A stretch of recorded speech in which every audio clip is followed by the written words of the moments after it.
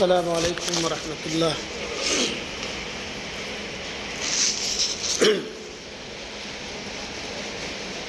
حاضرین جمعہ،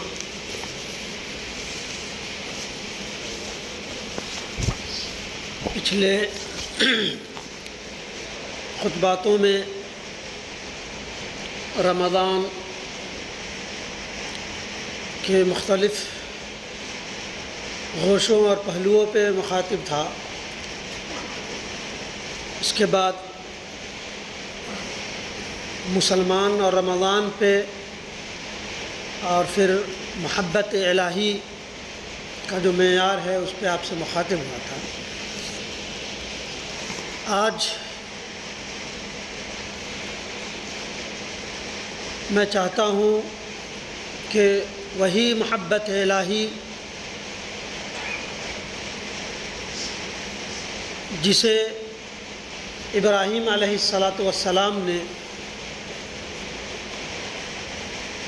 برتا اور صرف محبوب الہی رب کریم کی محبت میں تمام لوگوں سے منہ موڑ کر ایک وحدہ لا شریک کی پوجا کی، عبادت کی اور اسی کو پروان چڑھایا، اور اسی کی یادگار جو ہے وہ حج ہے۔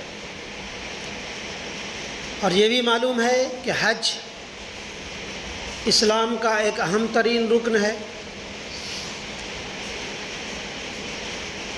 جو شخص اس کا منکر ہے اس کا اسلام سے کوئی واسطہ نہیں۔ حاضرین، حج ایک بہت ہی قدیم عبادت تھی، اور کما حقہ اس خطے کو حضرت آدم علیہ السلام کے وقت سے ہی اہمیت و فضیلت حاصل تھا۔ چنانچہ حضرت ابراہیم علیہ السلام ہاجرہ اور اسماعیل علیہ السلام کی ایک عظیم کہانی ہے جس کو اللہ تبارک و تعالیٰ نے اسلام کا ایک اہم ترین رکن قرار دیا۔ حاضرین، حج کے معنی عربی زبان میں زیارت کا قصد کرنے کے ہیں۔ حج میں چونکہ ہر طرف سے لوگ کعبے کی زیارت کا قصد کرتے ہیں، اس لیے اس کا نام حج رکھا گیا ہے۔ حج کی ابتدا سب سے پہلے جس طرح ہوئی اس کا قصہ بڑا سبق آموز ہے، اور اس کا کما حقہ کچھ تلخیص کم و بیش ہر مسلمان جانتا ہے اور پہچانتا ہے کہ حج ہم حضرت ابراہیم، حضرت اسماعیل اور ہاجرہ علیہ السلام کی وہ بے آب و گیاہ، بے کسی اور کی یاد دہانی ہے جسے ہم اور آپ سب حج کے طریقے سے مناتے ہیں۔ حاضرین، حضرت ابراہیم علیہ السلام کے اہمیت اور فضیلت کو جاننے کے لیے یہ بات جاننا ہے، ضروری ہے کہ اس وقت کے حالات کیسے تھے۔ حاضرین، حضرت ابراہیم علیہ السلام 3 نسلوں کے پیشوا اور امام ہیں۔ ایک طرف عیسائی، دوسرے طرف یہودی اور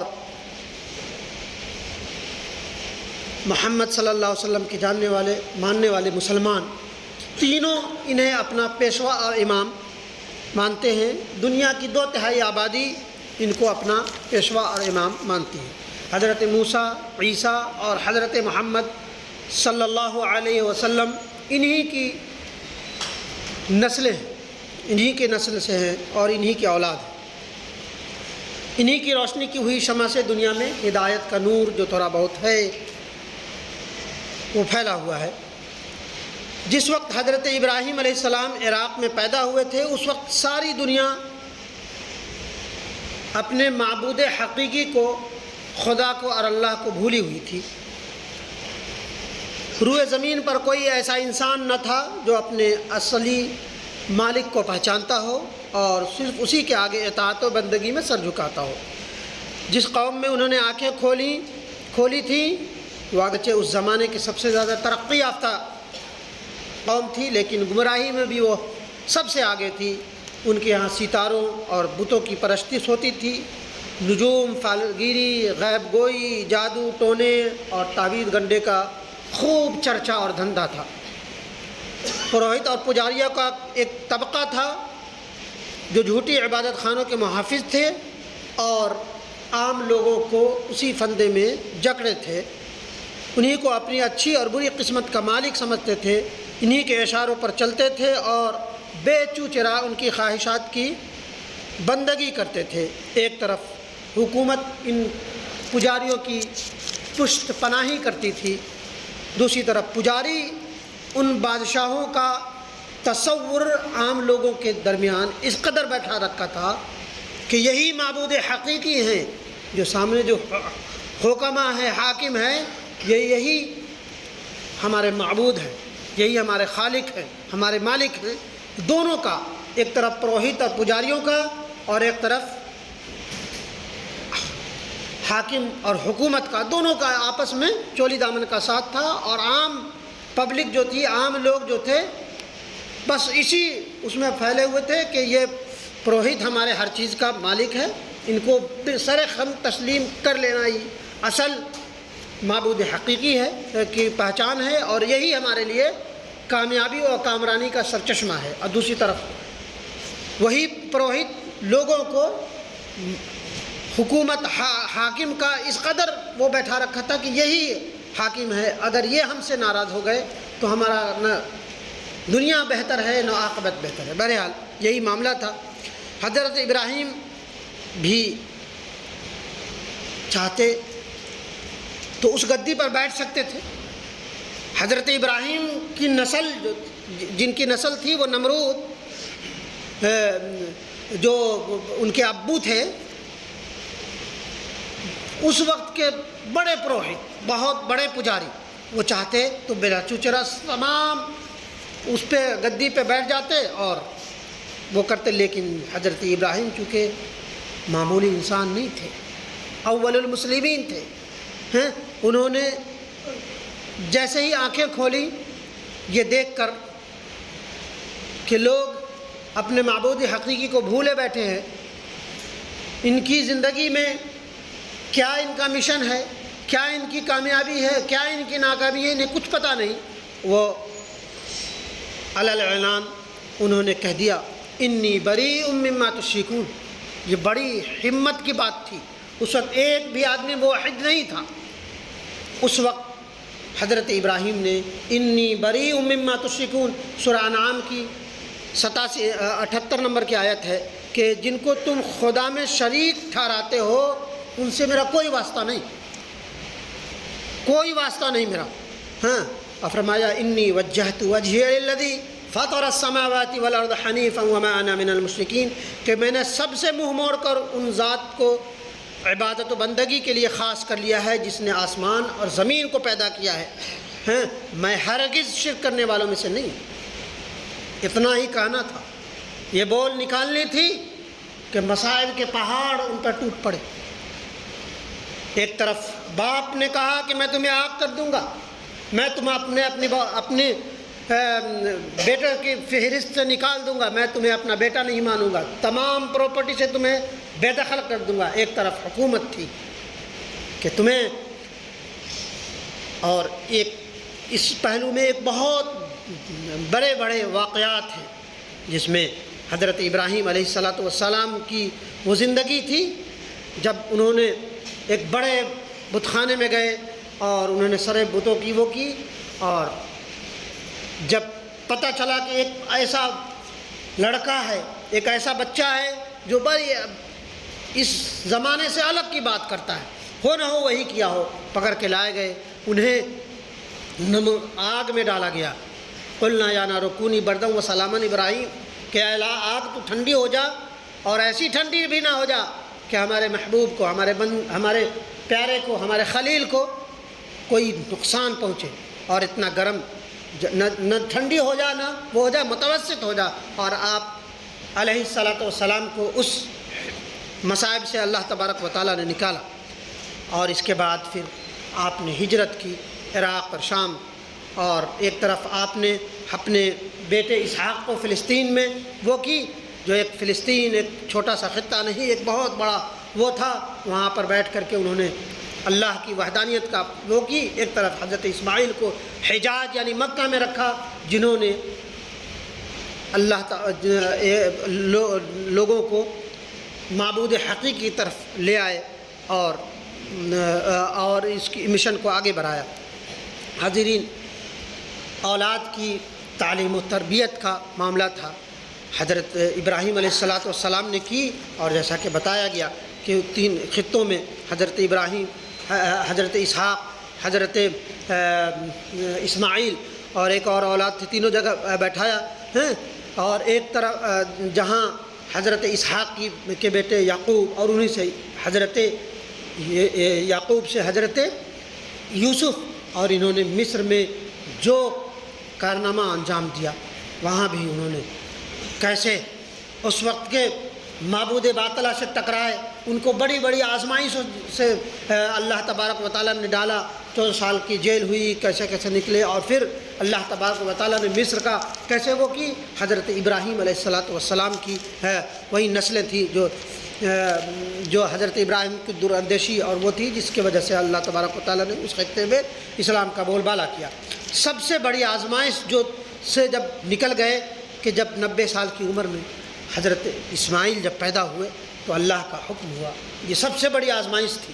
وہ نار نمرود اور گھر سے نکالا جانا اور بے آب و گیا، ہجرت کر کے نہ سر و سامان ہے، نہ کھانے پینے کا سامان ہے، نکل پڑے، اور عراق کی سرزمین سے ہوتے ہوئے کہاں کہاں کرتے ہوئے جب آزمائش کی ایک انتہا ہو گئی، جب اللہ تبارک و تعالیٰ نے بڑھاپے میں ایک چھوٹا سا بچہ، ننھا سا بچہ حضرت اسماعیل دیا، اور اس میں بھی خواب کے ذریعہ اللہ نے آزمائش مانگی کہ میں یہ چاہتا ہوں کہ تم اپنے بیٹے کو میرے اس میں ذبح کرو۔ اور جب اس میں بھی وہ کامیاب ہو گئے، بیٹا بھی فرمانبردار، باپ تو فرمانبرداری کی مثال ہی کہ ابا جان آپ کو جو حکم ہوا ہے وہ کر گزری۔ ایک خواب تھا،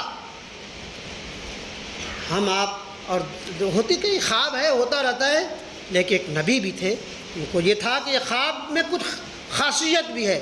دونوں تیار، حضرت کے ابا جان اپنے آنکھوں پہ پٹی باندھ دیجئے، میرے آنکھوں پہ پٹی باندھ دیجئے، چھری ذرا تیز کر لیجئے کہ مجھے کہیں میں چھٹ پٹاؤں نہ، میرے پیروں کو باندھ دیجئے۔ جب یہ سارے اس میں آزمائشوں سے کما حق کامیاب ہوئے، جب دمبا جنت سے آیا، اللہ تبارک و تعالیٰ نے بھیجا اور اس کی قربانی ہوئی، اور پھر جا کر کے جب حضرت ابراہیم کی وہ ہوئی تو اللہ تبارک و تعالیٰ نے کہا وَإِذِ ابْتَلَىٰ إِبْرَاهِيمَ رَبُّهُ بِكَلِمَاتٍ فَأَتَمَّهُنَّ قَالَ إِنِّي جَاعِلُكَ لِلنَّاسِ إِمَامًا۔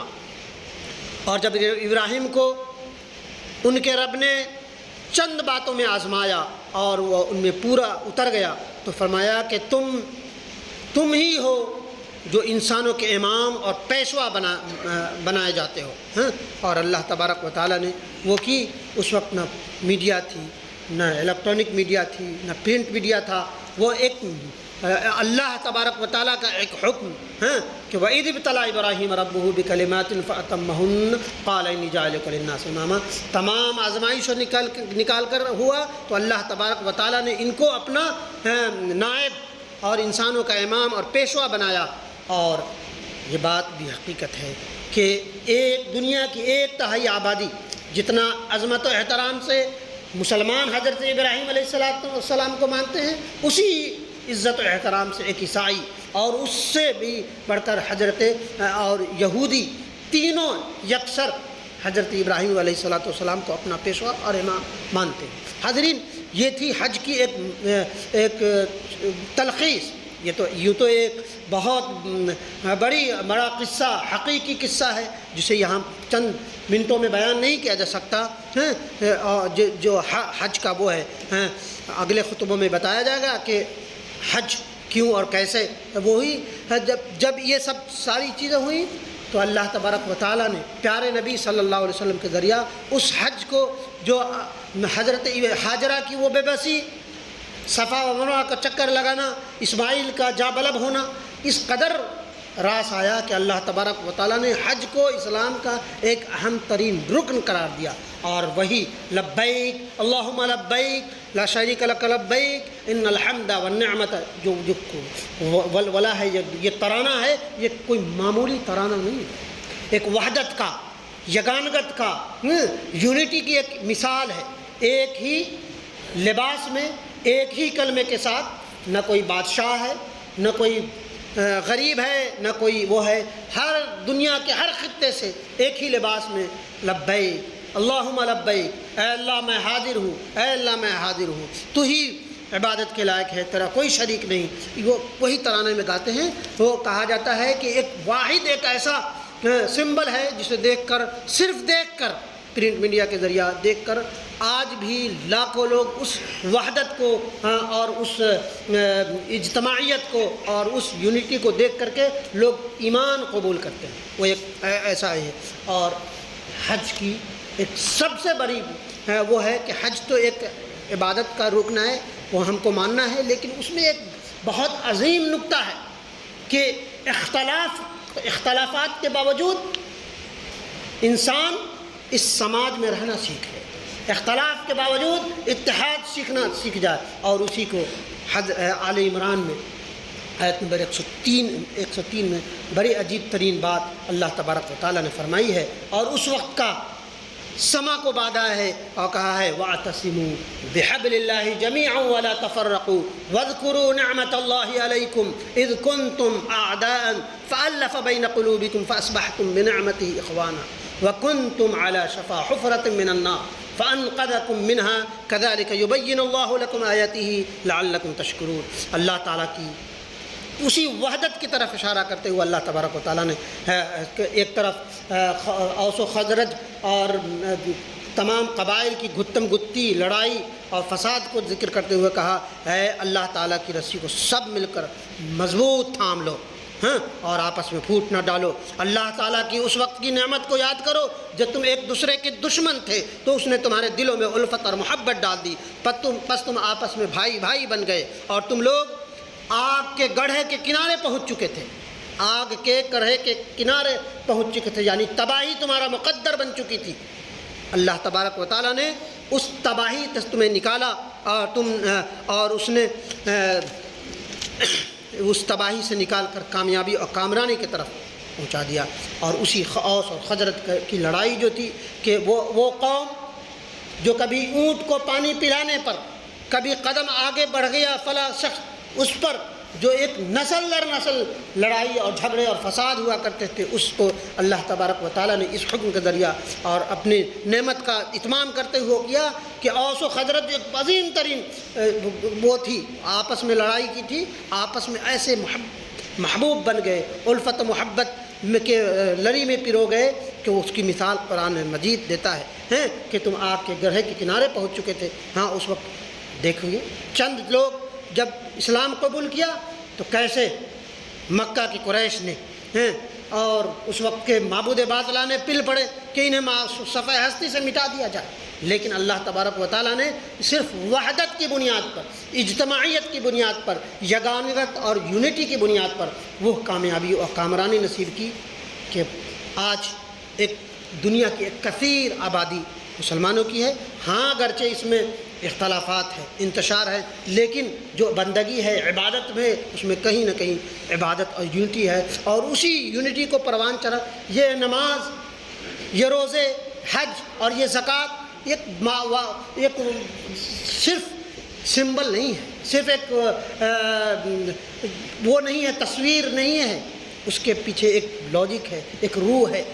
جیسا کہ پچھلے خطبوں میں بتایا گیا، نماز وہ ہے کہ اللہ تبارک و تعالیٰ کے آگے سر خم تسلیم خم کر دینا ہے، اپنی انانیت کو توڑ دینا ہے، اپنی کبریائی کو چھوڑ کر کے ایک وحدہ لا شریک کے حکم کے آگے ہمیں سرنگو ہو جانا ہے۔ روزہ کا بھی وہی معاملہ ہے، حج کا تو ہے ہی، تو یہ بات اس کی ہے کہ ہمیں اور آپ سب کو یونٹی کے ساتھ اختلافات کے بعد بھی مل بیٹھ کر کے ہر معاملہ میں دنیا کے تمام معاملوں کو ہم چاہیں تو وہ نپٹا سکتے ہیں، لیکن اس کے لیے بھی چاہیے کہ رہ گئی رسمیں اذاں، قوت بلالی نہ رہی، صرف کہنے سننے کی بات نہ رہی۔ اذان آج بھی ہے، نمازیں آج بھی ہے، اور روزے آج بھی ہیں، لیکن یہ سب باقی ہے، اس کا تصور باقی نہیں ہے۔